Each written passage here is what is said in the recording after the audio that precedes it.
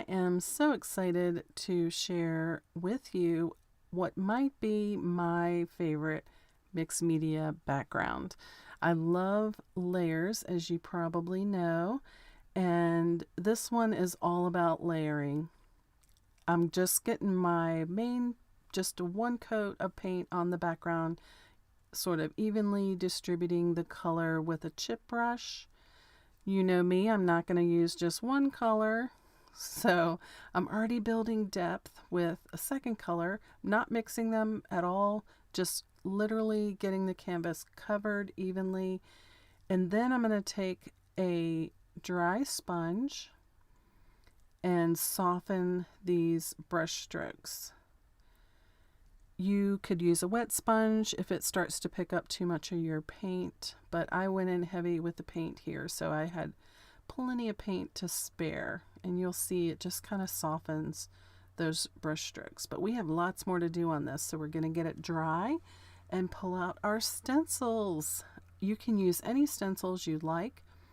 Normally when I do a mix of stenciled layer background, I build tons of stencil and cover the whole thing. For this particular design, I really liked the idea of sort of a vine look to kind of show through. So I stuck with these little circle vines, and there's actually two different stencils that I just go back and forth.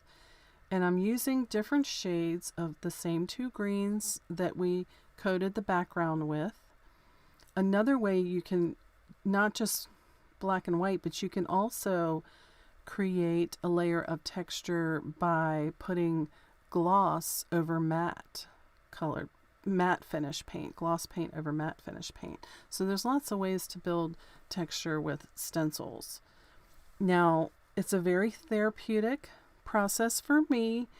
It may not be therapeutic for you. If you really love sharp, crisp edges, you're not going to get that with a stencil on canvas, because the canvas gives when you're, pouncing, and you're just not going to get real clean, crisp edges.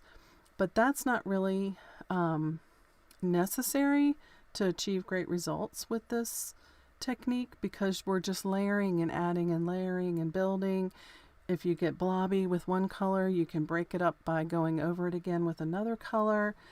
But if the imperfections stress you out, you might want to choose a different background for your flower power design, and that's totally fine. That's why we made the Mixed Media Club so versatile and separated those backgrounds out for you, so you can pick the one that suits you best for each design and mix and match.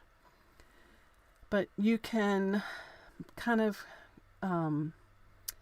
most of the time you can just keep working. I'm not rinsing my stencil in between. I just kind of wait and peel the paint off of them after it gets really thick. I know that's probably bad, but that's how I do it. And I am drying in between. You don't get to see it here in the video, but I am drying between some layers because, we don't want a ton of smudges.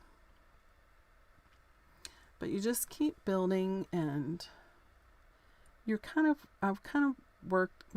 working out a sort of overall distribution that's pleasing to me. I won't even call it even distribution, but maybe there's a little bit of balance in it, but it's definitely asymmetrical. But I'm using a couple different I'm speeding it up a little more for you, but you'll see I've added some other elements that are leaf-like that complement what I started with, and some little pops of white. So much fun.